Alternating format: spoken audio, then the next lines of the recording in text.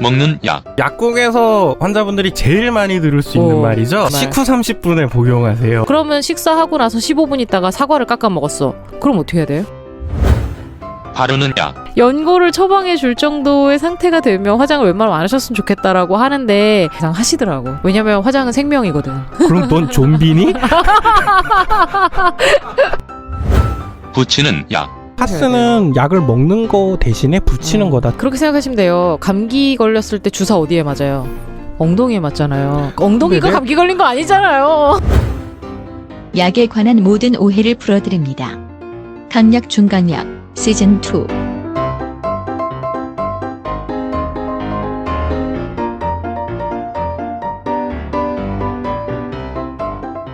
안녕하십니까. 36.6도씨 의료생활협동조합 30분 의원 정혜진입니다. 안녕하십니까. 화장 안 하는 좀비를 데리고 방송을 하고 있는 황약사입니다. 안녕하십니까. 송백수입니다. 네, 반갑습니다 여러분. 자, 오늘 여드름에 대한 얘기를 계속 하고 있었는데요. 앞서서 여드름이 이제 왜 생기느냐, 네. 청소년기와 성인 여드름이 생기는 기본적인 원리는 같다라는 얘기랑 피지하고 각질 그리고 균, 피약근의 균 그리고 염증 얘기 이렇게 했고요. 본격 정치 팟캐스트 아니야. 강약 중강약입니다. 피약근의 네, 좋은 이름입니다. 그래서 그것들이 환경적인 인자에 따라서 어떻게 영향을 받는지에 대한 얘기랑 어떻게 관리를 해야 되느냐에 대한 얘기를 하다가 이제 두 번째 화로 넘어왔는데 원래 이제 그 환경적인 얘기할 때 우리가 뭐 술, 담배, 음식, 뭐 스트레스 이런 얘기 했잖아요. 네. 근데 한 가지 얘기를 이제 거대한 덩어리를 안 하고 넘어온 게 하나 있는데 뭐냐면은 화장품입니다. 화장품. 우리 중 아무도 익숙하지 않은 그렇죠. 화장품. 네. 그래서 이게 참 나도 생각지 못했던 이게 저 카테고리. 근로 연애를 배운 송백수와 비슷한 거죠. 아니 그래서 화장품과 여드름에 대한 얘기를 해야 되는데 화장품의 종류도 잘 몰라갖고 큰일이네. 뭐 어떻게 되겠지 뭐. 아무도 모르기 때문에. 네, 우리만 모르는 거잖아 사실은. 시즌 2 7번째 이야기. 2부. 여드름약 안심하고 써도 될까?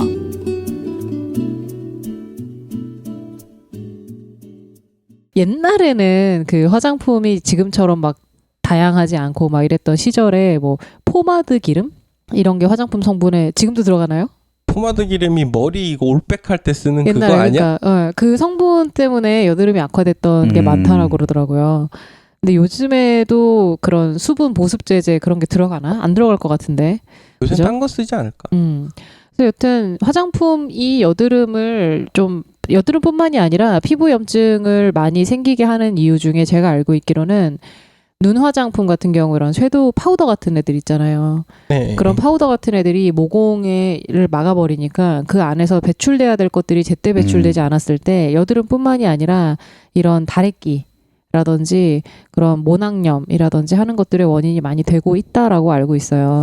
네, 일단 기본적으로 오일 성분으로 된 화장품을 이제 떡칠이라고 해야 되나? 어떻게 순화하는 용어가 뭐냐? 아, 강한 화장이라고 하나? 뭐라고 하니? 진한 화장? 진한 화장. 아, 그래, 네, 그래, 그렇지. 아무튼 저 화장 무슨 이 단어 하나를 화장을 떡칠하는 경우나 네. 아니면 뭐 토너나 헤어 스프레이 같은 것들이 여드름에 악화된다는 건 네. 알려진 사실이거든요. 그 또 문제가 뭐냐면 여드름이 생기면 이걸 가려야 되잖아. 그러니까 그거 아. 가리다가 더 악화되는 그러네. 식으로 악순환이구나. 악순환이 되는 거죠. 앞머리와 비슷한 겁니다. 이게. 예, 그렇죠. 그래서 제 친구들 중에 그 여드름이 심한 친구가 하나 있었는데 그 친구한테 화장을 안 하면 여드름이 없어진다. 내가 그 얘기를 했는데 어떻게 화장을 안 할 수가 화장 있느냐. 생명인데. 여드름이 있는데. 그래서 주말에라도 하지 말아라. 그랬더니 주말에 슈퍼라도 나가게 되면 가려야 된다는 거예요. 이거를. 왜? 이게 좀비가 이해할 수 없는 사람의 야, 생태계죠. 네 이게. 외모가 중요하냐, 너의 피부가 소중하냐 그랬더니 당연히 당연히 외모가 중요하지. 아니 화장을 안 하면은 여드름은 안 생기겠지만 남자친구도 안 생기잖아. 네, 거기서 논쟁이 더 이상 진행되지 않아. 뭐라고 내가 딱히 해줄 수 있는 말이 없더라고요. 그 친구 같은 경우는 직장 생활을 그만두고 여드름이 없어졌습니다. 화장을 안 하고 아니, 나서. 네, 스트레스도 없고 이제 화장도 그러네. 안 스트레스 하고. 화장이 이제 없어지면서 정말 드라마틱하게 한 달이 지나고 여드름이 없어지더라고요. 직장을 딱 그만두고 나서. 역시 그럼 역시. 백수가 피부가 좋은 거죠. 그래서 우리 송백수도 요즘 너무 자유롭습니다. 그래서 실제로 그런 피부 화장품의 성분에 대해서 저희가 뭐 자세하게는 모르지만 이게 뭐 로션 타입이 있고 그 크림 타입이 있고 또 뭐 오일 기반으로 한 여러 가지 또 제품들이 있잖아요. 그 기름 오일을 베이스로 한 제품들 같은 경우에는 여드름을 좀 악화시킬 가능성이 있다라는 거죠. 그리고 클렌저 중에 이제 크림 타입이라든가 네. 아니면 잡티 커버한다고 가리는 것들 그 컨실러 예, 그런 네. 것들이 다 이제 여드름을 악화시킬 오히려. 수 있다 뭐 네. 이런 얘기를 하더라고요. 근데 어떤 화장이든 하면은 여드름엔 안 좋을 것 같은데요?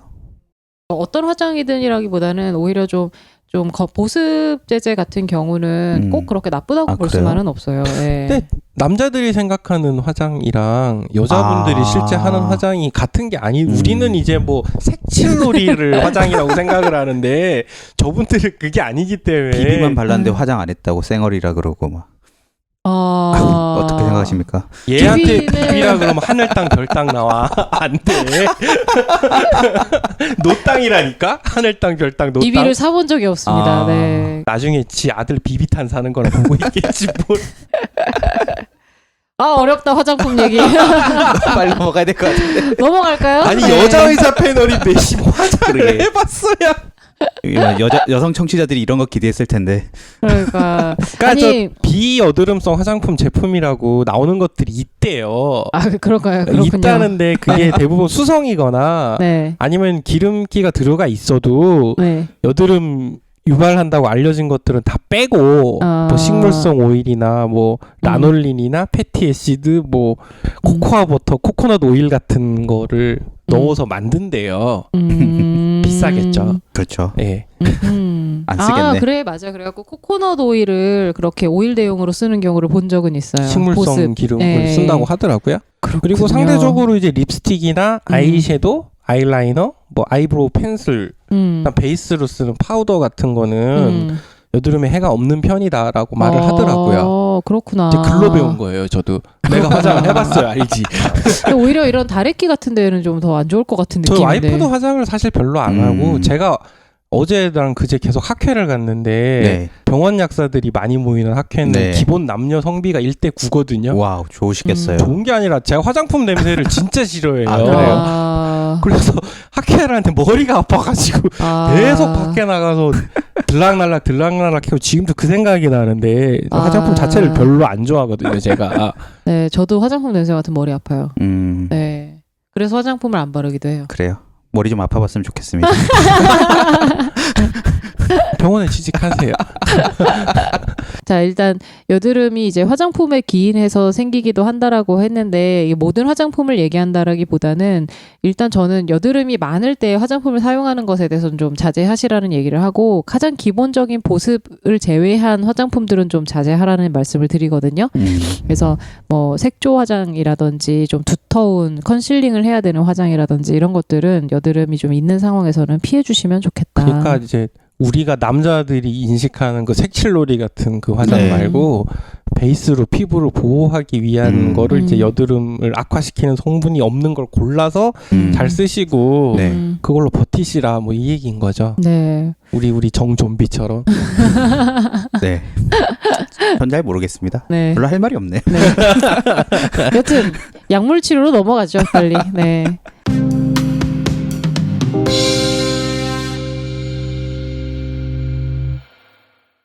여드름의 약물 치료랑 비약물 치료에서 지난번에 이제 비약물 치료 얘기를 간단하게 했는데 네. 약물 치료나 비약물 치료나 그 처음에 얘기했던 생성 원리에서 피지와 각질과 세균과 염증이라는 얘기 했잖아요. 네.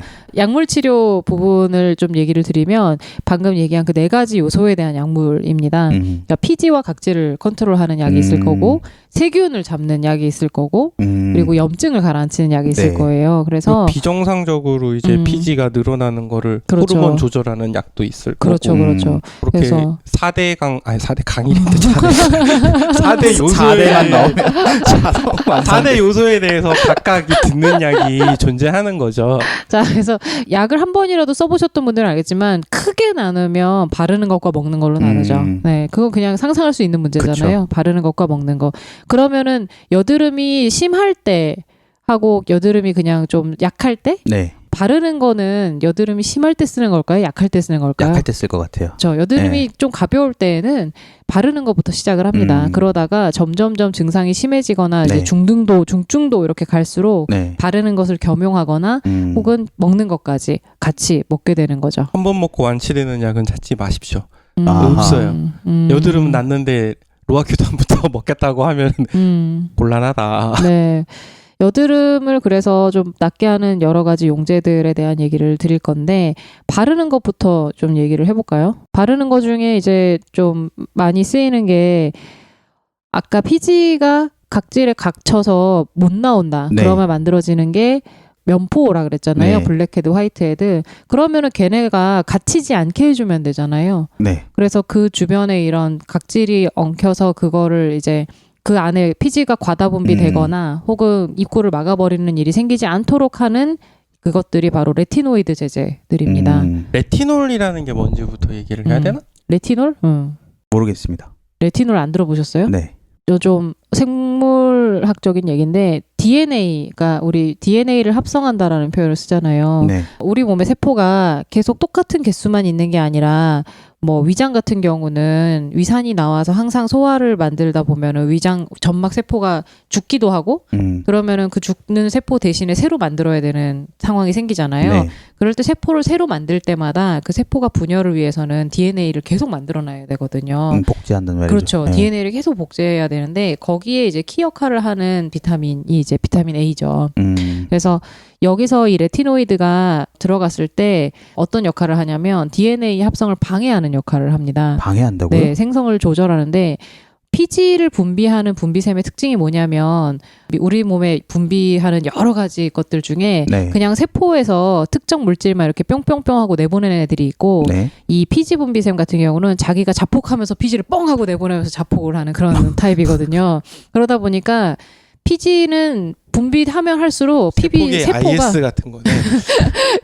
피지 세포가 분비를 하면 할수록 밑에서는 계속 세포를 만들어야 되는 거예요. 네. 그래서 세포를 많이 만들면 바깥으로 많이 분비가 되면서 터져 나가는 거죠. 예를 들어서 세포가 생기는 것 자체를 막아버리면 못 만들게 하는 약을 쓰면 된다는 얘기잖아요, 네. 이게. 그래서 피지를 분비하는 세포의 생성을 막아버리면 네. 그 이제 피지 분비 자체가 억제된다. 줄어든다. 그 원리를 이용한 것이 바로 이 레티노이드 그러면 제제들이라고 그거는 보시면 돼요. 그냥 얼굴 전체에 쭉 바르는 거예요? 아니면 여드름 난 부위에 바르는 거예요? 뭐 방법에 대해서는 어떻게 설명하냐면 네. 초기에는 여드름 부위에만 바르라고 설명을 하고요. 시간이 점점 지나면서 넓게 발라라라고 얘기를 딱 드리는데 생각을 해봐도 여드름이 조금 있는 스테이지 1부터 네. 여드름이 많아지면은 이제 더 이상 여드름 난 데만 발라도 다 발라야 돼. 그거구나. 그런 생각하시면 되죠. 그것도 그런데 처음에는 이제 여드름 있는 부위만 바르고요. 시간이 지나면 없는 부위도 얇게 펴서 바르라고 좀 표현을 하고요. 실제로 나중에 이제 관찰을 해보면 현미경 관찰 같은 걸 해보면 네. 피지샘 자체의 크기가 줄어들어 있는 것을 볼 수가 있습니다. 그럼 여드름이 사라지나요? 네, 사라지죠. 여드름이 생길 수가 없죠. 그래서 여드름이 전체적으로 조금씩 줄어들다가 나중에는 생기지 않게 됩니다. 그러니까 그게 앞으로 생길 여드름을 안 나오게 막는 거예요? 아니면 기존에 생겼던 여드름이 사라지게 되는 거예요? 앞으로 생길 것을 막는 거죠. 기존에 있던 거는 어쨌든 기존에 있던 거는 이제 뭐. 터지거나 빼내거나 없어지거나 물리적으로 한번 사라지고 더 이상 새로 생기는 것은 없겠지만 그 사라지고서도 다시 계속 생기고 해서 그러니까. 문제인 거니까 네. 일단 네. 있는 거는 수그러들고 네. 앞으로 안 생기면은 관리가 네. 된다 이렇게 보시면 되겠죠. 네. 그래서 지금 그 처방약이에요, 근데? 네, 네, 처방약입니다. 처방약이에요. 그래서 피부과 가야 되는구나. 그렇죠. 피부과를 가야 됩니다. 부작용이 좀 센 편이라 아. 위험이 있어서 음. 관리해야 된다고 보거든요. 네. 피부에 바르는 약이라고 다 그냥 약국에서 그렇죠. 연고 용고. 아무거나 바르는 그거 용모는 아닙니다. 그냥 사서 바르는 거잖아. 우리 그 주제로 방송하다가 이제 좀비도 나오고 기름도 나오고 했었던 거죠. 그래서 이게 뭐 부작용이 뭐 어떤 게 많이 있냐면 피부가 너무 건조해지는 거예요. 그러니까 과다하게 과다하게 건조해지죠. 피지를 말려갖고 피지를 말려버렸으니까. 네, 그래서 막 피부가 너무 건조해져갖고 각질이 오히려 더 많이 늘었다 뭐 이런 분들도 있는데 이게 각질을 느는 것뿐만 아니라 너무 건조해지니까 화끈거리거나 따끔따끔하거나 뭐 이런 일들까지 생기게 돼요. 적당히 얼굴에 기름이 적당히 흘러야 되는데 네, 아예 그렇습니다. 그냥 사막화가 됐다고 해야 맞아요. 되나? 그래서 정말 심한 분들은 오면은 막 얼굴이 정말 사막처럼 건조해져 감옥에 있는. 농 갈라지듯이. 그렇죠. 네. 네네. 그리고 뭐 전체적으로 이게 바르는 거기 때문에 바르는 걸 중단하면 그것은 금세 또 회복이 되고는 하죠. 네. 그래서 이게 실제로 그런 면포를 형성하는 걸 억제를 해주고 있는 면포도 감소가 되는데 염증 자체도 전체적으로 좀 줄어드는 간접적인 효과도 있다라고 합니다. 그래서 많이 쓰는 게 이제 요새 디페린겔, 디페린겔 뭐 아다팔렌이라고. 네, 아다팔렌 성분의 디페린겔을 가장 많이 쓰고 있고요. 원래 이걸 쓰던 게 아니라 원래는 이제 트레티노인이라는 걸 많이 많이 썼는데 썼어요. 얘가 부작용이 좀 효과도 많아갖고. 확실한데 부작용도 확실한 네. 먹는 놈이든 부작용도 바르는 놈이든 간에 얼굴이 그런- 엄청 막 그 말라버려갖고 아, 네, 그런 네. 케이스라서 네. 요새는 이제 아다팔렌으로 디페린겔을 많이 씁니다. 시장이 많이 네. 넘어갔죠.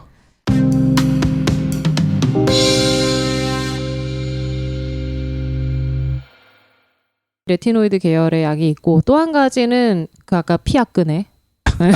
너 일부러 발음 지금 아끄네라고 하고 아끄네. 있다. 피에이크네. 피에이큰. 뭐 이거를 죽이는 항생제 바르는 게 있어요. 바르는 네, 게요. 항생제도 이제 네. 살균하는 거를 어. 쓰는 경우가 있고 우리가 네. 흔히 생각하는 네. 항생제를 쓰는 거 두 가지라고 봐야죠. 그러니까 항생제가 지금 얘기한 게 두 가지다라는 게 뭐냐면 특정 균을 죽이는 애들이 있고요. 네. 전체적으로 살균을 그냥 해버리는 애들이 아이고. 있어요. 소독약처럼 그냥 바르면 소독약이라고 생각하시면 돼요. 쫙 그냥 네네네. 죽어버리는. 두 번째 그게 게 안 이제- 좋을 것 같은데. 근데 이제 그게 가장 초회에 쓰는 가장 흔한 약이에요. 저희가 이거 저희가 많이 들으면 아실 거예요. 브레복실이라고 그 벤조일 퍼록사이드라고 살균제인데요. 브레복실이라고 여드름이 있던 분들이라면 한 번쯤 들어봤을 법한 그런 겁니다. 거의 이제 1차로 요거 많이 써보고 다른 약 쓸 때도 거의 뭐 혈압약계 다이크로직 같은 존재라고 해야 네, 되나? 가장 기본 여드름의 네. 가장 기본 아, 그래요? 브레복실. 원으로 쓰는 그런 거예요. 그래서 브레복실도 근데 이제 효과가 결국에는 이제 살균을 하다 보니까 염증이 일어나지 않도록 하는 효과도 있고, 근데 부작용으로는 브레복실도 역시 건조감이 좀 심하게 나타나는 부작용이 있어서 효과도 좀 음. 늦은 아. 편이죠 이게. 네, 똑같이 바르는 약이라고 해서 원리가 같은 게 아니네요. 네 바르는 음. 약이지만 아까 전에는 피지 자체를 그렇죠. 컨트롤하는 연고가 다 거였다면 똑같은 게 아니라니까요. 또 모르는 사람들 또 마데카솔 마데카솔. 바른다 또 여드름에.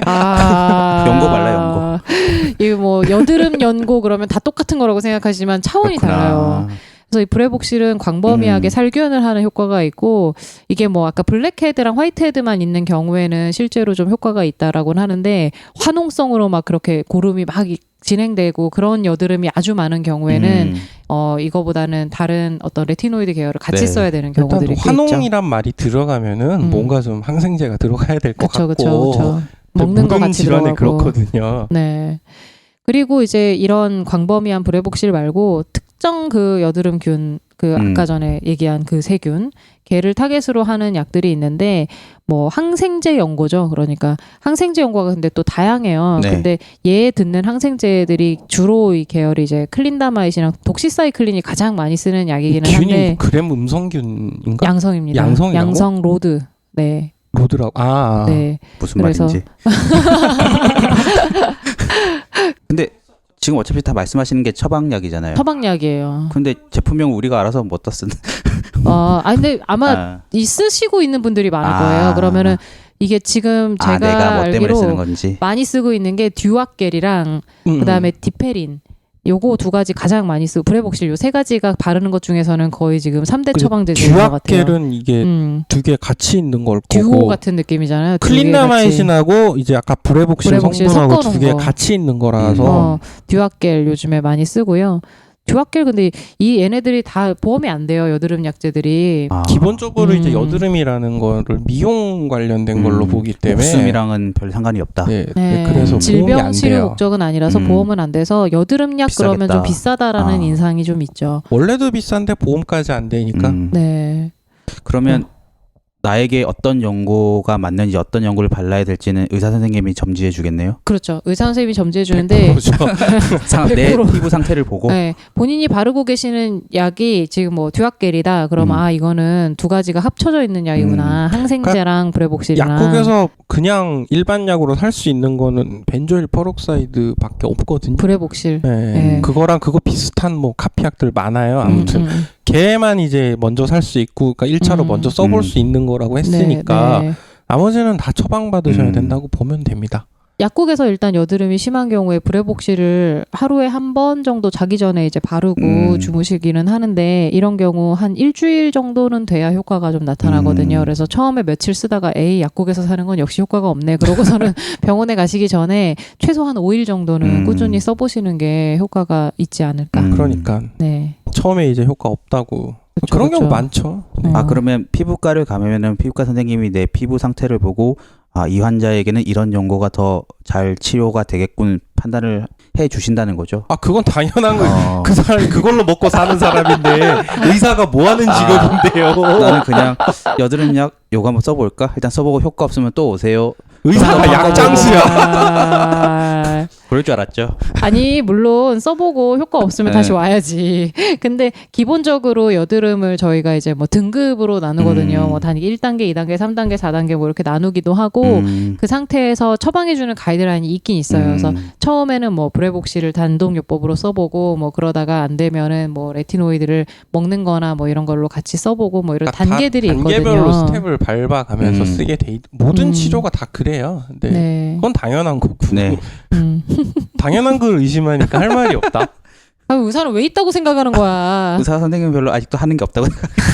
근데 송백수 마음은 이해가 가는 게 우리 항상 모든 경우에 그렇지만 지금 이게 1단계, 2단계 뭐 있는데 지금 단계에선 이걸 써보고 다음 단계에선 이걸 해보자 써보. 이런 식으로 말하는 사람은 잘 없으니까. 그리고 이런 거 있어요. 여드름 약물 치료에 얘기할 때 하려고 했던 게 이 여드름은 재발하잖아요. 네. 그러니까는 약을 쓰고 나서 재발을 하면 또 다른 병원에 간단 말이지. 이 의사 못 믿겠어. 네. 그리고 다른 병원에 가서 약을 받으면 비슷해요, 사실 약이. 근데 효과가 좀 있으면 좀 기다려보다가 이번에는 또 딴 병원 가지 말고 이 병원에 가볼까 뭐 하면 또 똑같은 약을 주거든요. 가면 그러면은 이 병원은 이 약만 계속 쓰나 뭐 이런 생각이 드는 거야. 혼자서 계속 상상을 하는 거지. 이게 왜냐면은 우리 의료 쪽 같은 경우는 아까 가이드라인이 있다는 얘기를 했지만 같은 교육 체계, 그러니까 교육이랑 훈련의 품질 관리가 돼 있는 거예요. 굉장히 잘 되어 있죠. 그러니까 이 품질 관리가 됐냐 안 됐냐에 따라서 교육이 근대적이냐, 그러니까 이게 주술사냐 의사냐를 가르는 핵심인데, 원래 시험 문제가 케이스 주고 케이스 해석 풀이해가지고 시험 쳐서 그걸로 합격해서 지금 면허를 딴 거잖아. 그죠. 같은 케이스를 주면 답이 비슷하다니까요. 거의. 그러니까 어느 병원을 가든 비슷비슷한 처방을 내려주신다는 거잖아요. 그렇게 똑같이 하게 교육을 받았으니까. 네, 그렇죠, 다만 그렇죠. 차이가 나는 거는 커뮤니케이션 능력의 차이가 있죠. 전달하는 방법이라든가 믿음을 그렇죠. 주는 거, 이런 차이는 있을지언정 교육 훈련받은 기술의 차이가 있으면 그건 그 나라 교육제도랑 면허제도 자체가 틀려먹은 거지. 하지만 환자 입장에서는 언제나 명의를 찾고 싶어 하죠. 네. 그러니까 그렇게 명의라는 게 브랜드 있는 의사잖아요. 뭔가 스페셜한 그쵸? 다른 의사가 하지 않는 뭔가 특별한 방법으로. 그래서 그 명의가 되는 여러 가지 방법이 있는데 뭐 일단은 뭐 설명을 잘 해주고 이렇게 하는 방법도 있지만 뭔가 다른 병원에서 주지 않을 것 같은 특정한 제품을 주는 거예요. 그러면은 왠지 그걸 바르고 좀 더 나은 느낌이 나면 여기가 이제 나만의 명의가 되는 거지. 사실 이게 좀 방송으로 해도 되는 말인가 모르겠습니다만 피부과 같은 데서 고유 브랜드 화장품을 론칭하는 이유 중에 하나기도 할걸요?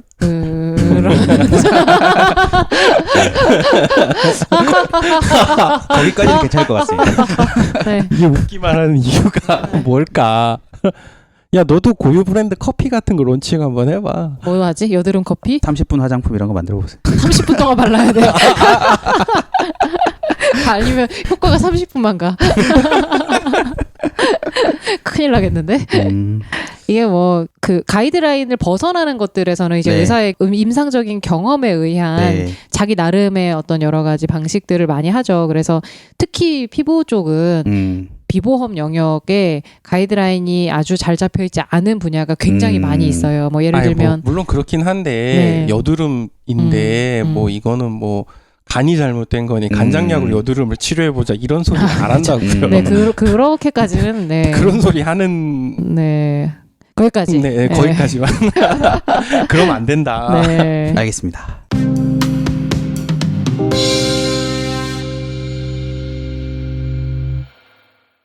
자, 먹는 약. 이제 먹는 약이네요. 네, 바르는 걸로는 이제 아까 전에 얘기했던 게 레티노이드처럼 피지랑 각질을 조절해 주는 것과 그다음에 이제 균을 쫙 죽이는 브레복실 같은 거 아니면 특정 항생제 뭐 듀아겔이나 크레오신 같은 거였고요. 먹는 약도 사실은 똑같아요. 이 버전들의 먹는 버전이 있는 거예요. 네. 근데 먹는 약이 아무래도 효과가 조금 더 빠르고 세기는 합니다. 근데 네. 작용이 전신에 네. 퍼지고 네. 우리가 원하는 주 작용 말고 네. 네. 부수적인 작용이 생기면서 부작용이요? 네, 그렇죠. 그렇죠. 그렇죠. 위험도가 높아질 네. 가능성이 높죠. 항생제를 먹으면 얼굴에만 갈 수는 없잖아요. 그렇죠. 네, 온몸으로 피부에만 다 가면 장내 좋겠는데. 세균을 다 죽여서 설사가 날 수도 있는 아이고. 거고. 그렇죠, 그렇죠. 그래서 모든 먹는 약들은 내가 딱 타겟으로 하는 것에만 작용하면 좋겠는데 그렇지 않은 부작용이 있어서 네. 여드름이 중등도 이상 심하지 않는다면 굳이 먹는 약까지 쓰지는 않는데요. 먹는 약을 저희가 이제 잘 쓰는 경우는 언제냐면 이 사람의 여드름이 갑자기 심해져서 빨리 효과를 좀 봤으면 좋겠을 때 갑자기 심해졌고 뭔가 뭐 이 분이 예를 들면 다음 달에 결혼식을 하는데 네. 지금 스트레스가 너무 많아서 여드름이 뻥 하고 터졌다. 결혼인데. 네, 그러면은 이제 먹는 걸 막 때려 넣습니다. 뻥! 그러면은 쫙 가라앉거든요. 그리고 이제 결혼식 끝나면 스트레스가 이제 좀 사라지면서 자연적으로 이제 다시 재발률이 좀 떨어지고. 그럴까? 신혼인데? 아닌가? 사우나로 바쁘지 않을까? 그랬어? 우리 안 열받을 일이 더 싸웠어? 많을 것 같은데? 나는 안 싸워서 모르겠네. 너는 남편이 천사잖아. 아, 그런 거예요? 아, 그 집 남편은 천사가 아니구나. 뭐지?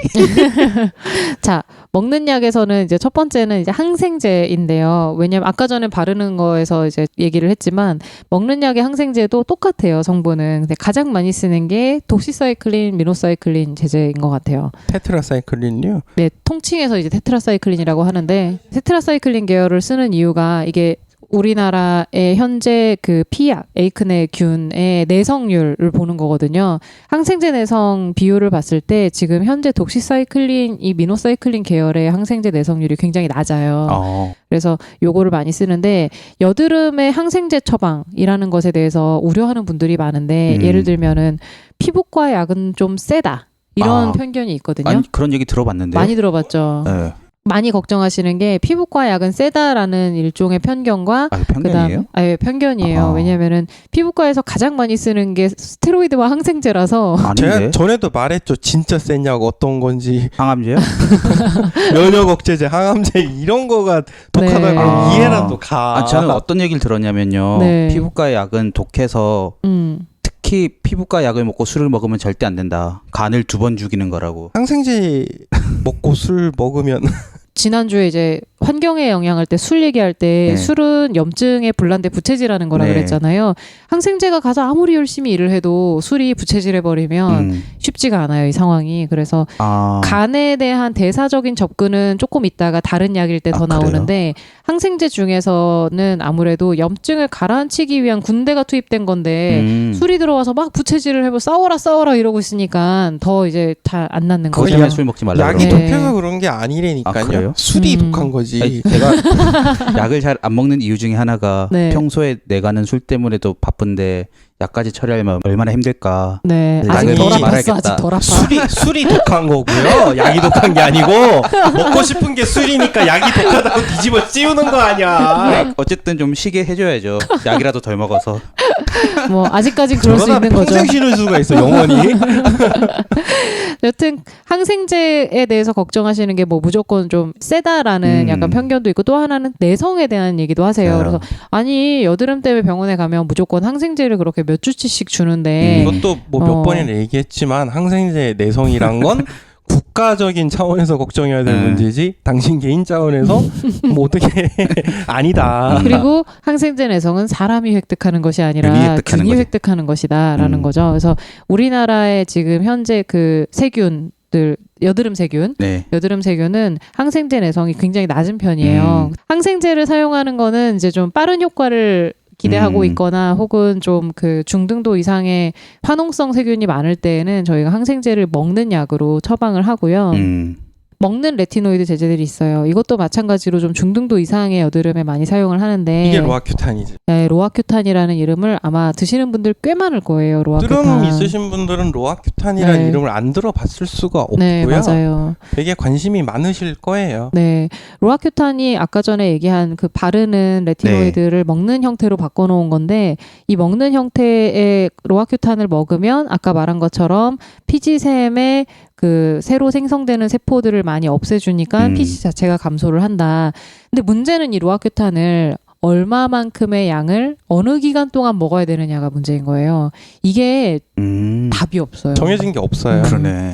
그래서 여러 가지 연구를 많이 해봤는데 예를 들면 저용량의 로아큐탄을 매일 먹인 사람 네. 아니면 고용량의 로아큐탄을 짧게 먹은 사람 뭐 아니면은 중등도를 격일로 이렇게 먹은 사람 뭐 이런 식으로 해서 쭉 보니까 피부과에서 지금 그래서 권장하는 방법은 저용량의 로아큐탄을 꾸준하게 먹는 방법이 그나마 좀 낫고 고용량을 부작용 문제 때문에 더 부작용 그런 거 문제 아닐까? 때문이기도 하고 실제로 그 효과 면에서 큰 차이가 없어서 그러니까 효과가 큰 차이 없으면 부작용 적은 방법을 쪽으로 택해야 가야죠. 한다. 네.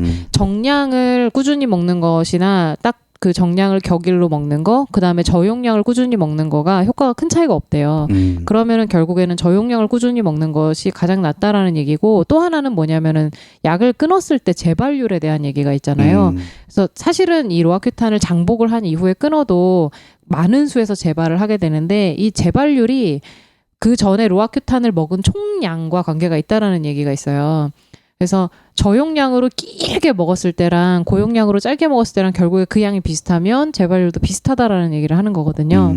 그래서 로아큐탄을 지금 드시는 분들은 일단은 저용량으로 유지 용량을 좀 낮춰서 꾸준하게 드시고 조금 어느 정도 시간이 지났다 싶으면 의사랑 상의해서 좀 끊고 기다려보는 것도 방법인 것 같아요. 지금 거의 그런 식으로 많이 하죠. 가이드라인이 많이 하죠. 돼 있을 네. 거예요 아마. 근데 이제 로아큐탄은 예전에 저희 헌혈할 때 얘기했었죠. 네, 헌혈 금지 약물 중에 하나. 아, 왜요? 네. 이게 이 약을 먹으면은 이제 기형아 출산 확률이 아까 우리 왜 레티노이드가 어떤 거다라고 설명을 드렸잖아요. 세포 분열 자체를 방해하잖아요. 그러면 근데 뱃속에 태아가 세포 분열이 안 되면은 태아는 하는 일이 세포 분열인데 태어나지 말라는 계속, 소리잖아요. 그러면 임산부는 먹으면 안 되겠네요. 당연히 안 되죠. 그래서 임산부가 임산부는- 문제가 아니라 먹는 동안에 임신을 하면 안 안 되고 되고. 심지어 끊고 나서도 2년이었나? 그렇게까지는 1년이었나? 아니고 보통은 저희가 기간이 6개월 있는데? 뭐 이죠 3에서 6개월 그 네, 정도 동안은 6개월 좀 짧은 거 창피하게 아닌가? 하죠. 되게 네, 중요한. 아무튼 기간이 네. 정해져 있어가지고 그 기간 동안은 이제 애 망가지는 걸로. 남자가 로아큐탄을 먹고 있는데 그때 뭐 결혼해서 임신을 하는 건 상관이 없어요. 근데 남자는 또 상관없어요? 왜냐면은 남자 뱃속에서 태아가 분열하는 건 아니니까 상관은 없고 다만 이분은 헌혈을 하시게 되면 안 된다라는 거. 그게 가임기 여성에게 수혈이 될 수 있으니까 그런 거고요. 실제로 효과는 굉장히 좋은 편이에요. 중증 여드름에도. 아까 말했던 그 4대의 작용에 네. 다 네. 효과를 보이는 좋은 약. 네, 효과 그렇죠. 면에선 굉장히 좋은 약인데 항상 그렇듯이 효과가 탁월하게 눈에 띄게 좋은 약은 부작용도 부작용도 탁월하게 탁월하게. 눈에 띄게 좋아요. 그래서 이게 온 몸을 다 말립니다. 아까 전에는 얼굴이니까 네. 바르는 건 얼굴을 막 말린다 그랬잖아요. 먹는 약은 이제 뭐 말도 눈, 코, 못하죠. 입 다 건조한. 네, 다 건조해서 이거 먹는 동안에는 저희가 입술에 그 뭐라 그러지? 바르는 거? 립밤? 립밤 같은 거 바르라고 말씀드리거든요. 겨울철에는 너무 건조해져서 피부에 습진 생기기도 하고 약을 최저용량으로 유지를 잘하면 이 적정한 선을 찾으시거든요. 다들. 나는 반알이 좋아요. 뭐 혹은 나는 하나를 격일로 먹는 게 나아요. 이러면서 이 건조감 부작용과 본인의 여드름 생기는 비율을 이렇게 잘 조절해서 드시더라고요. 그래서 그렇게 할 수 있다는 그리고 거. 저 간 수치 문제. 간 수치나 콜레스테롤이나 이런 혈중 특정 수치들의 변화를 일으키는 경우들이 있어서 요 부분은 3에서 6개월 간격으로 혈액 검사를 하면서 약을 드시기를 권장을 하고요. 실제로 이 레티노이드 먹는 약과 술과의 관계가 굉장히 밀접해서 아까 전에 이제 염증 같은 경우를 술이 불난데 부채질을 하는 문제가 있다 그랬는데 아까 말씀하신 술 대사하느라 간이 바쁜데 약까지 먹으면이 바로 이 약이 가장 대표적인 약인데요. 이게 간에서 바뀌어가지고 네. 활성 성분이 되는 형태라서 네. 술이 조금 먹을 땐 상관없는데 네. 많이 먹게 되면 술도 대사 과정을 좀 이렇게 샛길로 가는 상태가 네. 생기는데 그 샛길로 갈 때 나오는 거랑 이 대사에 관여가 있어서요. 얘를 막 분해시켜 버립니다. 걔가 이 약을. 그럼 약의 효과가 떨어지겠네요. 떨어지겠죠. 그래서 실제로 약값도 비싼데 가뜩이나 비싼 약 먹으면서 술 먹으면서 약효까지 없어지는 그런 비싼 데다 보험도 안 되는데 역시 약을 먹으면 안 되겠다는 생각이 자꾸 이 인간아 술을 끊으라고. 그거는 제 머릿속에 없으니까 얘기하지 마세요. 나 그러니까 의사 선생님들이 그런 얘기하는 게 제일 갑갑해.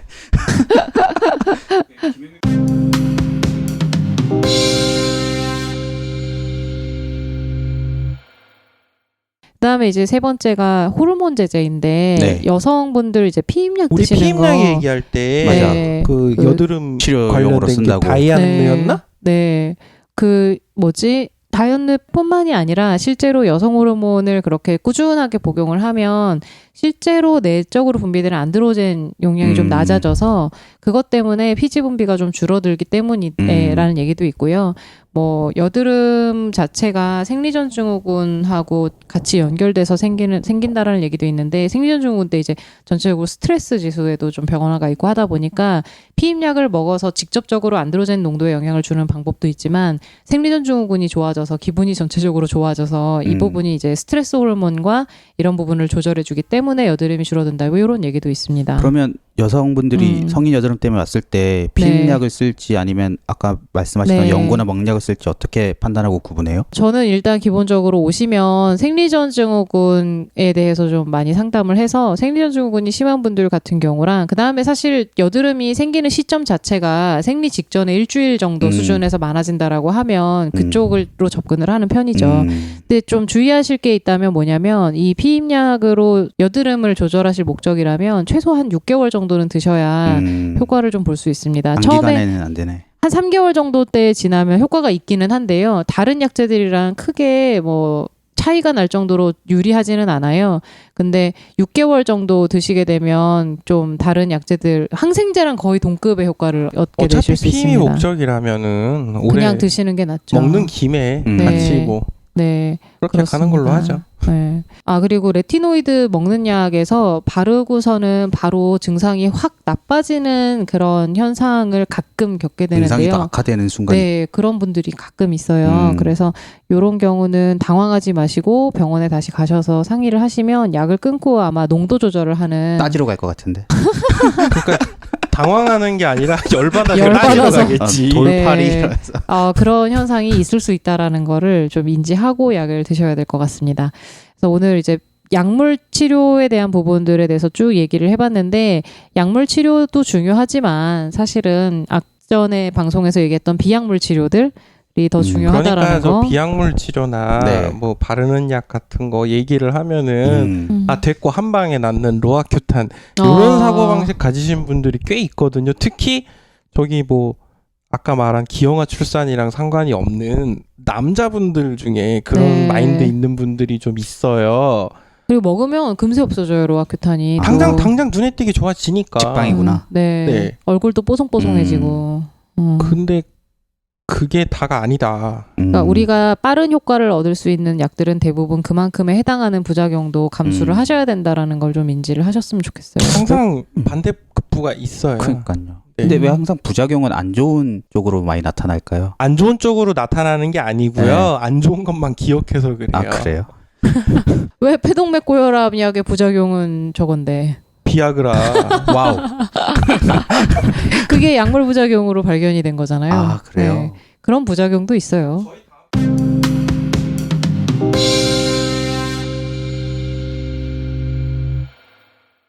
저희가 이번 주부터 녹음 방식을 바꾸는 바람에 녹음을 2주치를 한 번에 하게 되었어요. 그래서 일단은 다음번 방송은 저희가 이제 도핑과 관련된 네. 얘기를 좀 저희끼리 해보려고 해요. 스포츠 도핑뿐 아니라 네. 그냥 이제 그냥 도핑. 아, 네, 우리 스포츠 근데 대한민국 고3은 스포츠인가? 아, 붕붕 드링크 만드는 도핑이요?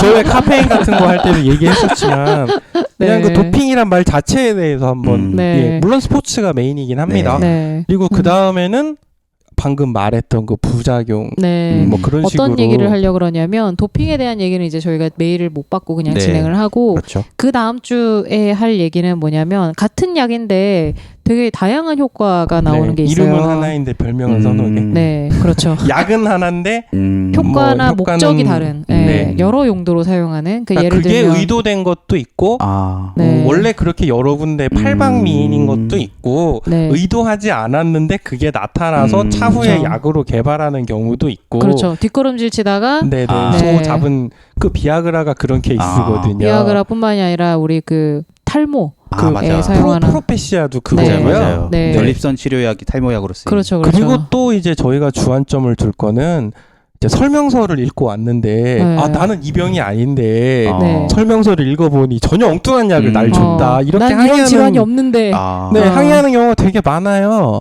근데 그게 아니다라는 걸 설명을 좀 예를 들어 나는 뭐 간이 안 좋아서 네. 지방간 때문에 처방을 받았는데 집에 와서 읽어보니 고혈압 약이라고 쓰여 있다라거나 나는 이런 내가 것들. 증상이 있어서 병원에서 처방을 받았는데 내가 가지고 있는 증상과 전혀 다른 약을 처방받은 그런 예가 있다면 메일 주시면 재밌을 것 같아요.